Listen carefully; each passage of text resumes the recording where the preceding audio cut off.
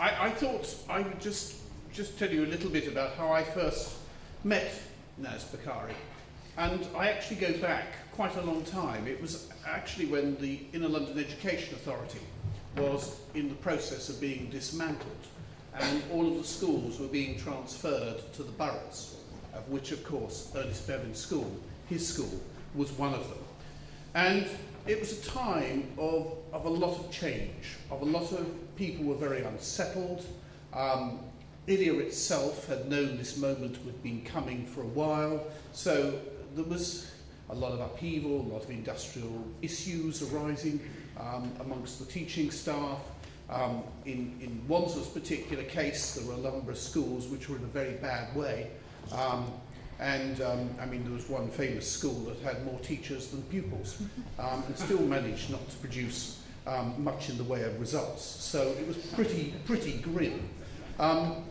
And one of the few rays of light, actually, was Naz, because he didn't actually care about the politics. He really was not interested.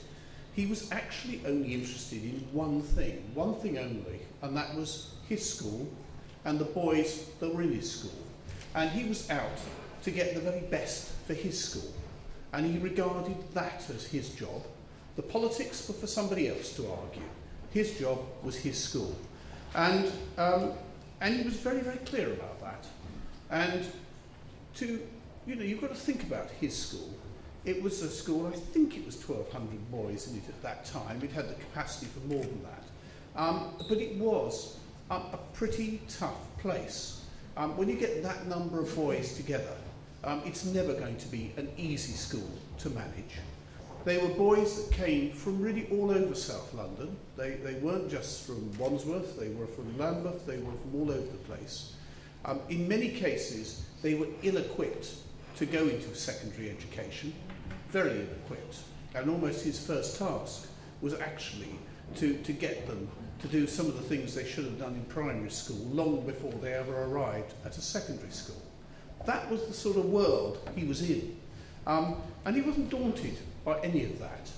He saw his role as a good leader, a tough leader, somebody who set standards in the school and helped his colleagues achieve those standards, to deal with those more unruly elements that were in his school, and to make sure his boys came out of there qualified with, and able to go into the world of work or into the world of further education. And that was something he constantly strived to achieve. And everybody who knew him, without exception, had admiration for him, because it was a tough job. Then again, you had the building itself. He had one of the finest examples of 1950s, early 60s construction it's possible to have. There was probably more water coming through the building than it ever kept out in a shower. It was in pretty bad state. Windows were sort of half popping out of the thing. It was awful. And that was the environment he was having to work within. So anybody who thinks there's anything cushy in this, they've got a long, far from the case. And of course what he then did is he strove to ensure that school actually got improved.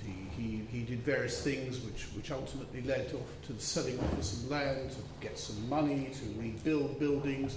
He achieved money from other sources, and bit by bit, that school physically, as well as educationally, was on a constant, steady improvement. And his Ofsted reports were always good reports. And his quality of leadership was something that was always commented upon. So this was the guy. Now, in the years I knew him as the head teacher, and he and I met on a pretty regular basis, I never really got round to thinking about the fact that he was a Muslim. And it wasn't really until later that I started to think about that.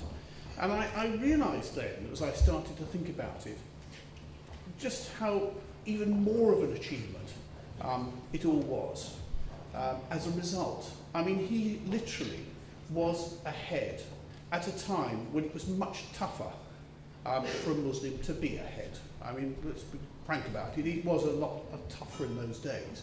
Yet he broke that glass ceiling. He went through that glass ceiling. And he was an extremely successful head teacher. And I think that says to me an awful lot about the man, that he actually dealt with all of those issues and was able to produce a really first-class school. So for me, I classed him always as a friend.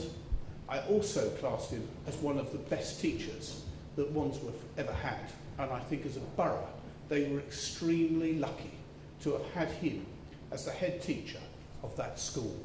And those kids were very, very fortunate as a result. And those are my memories of Naz.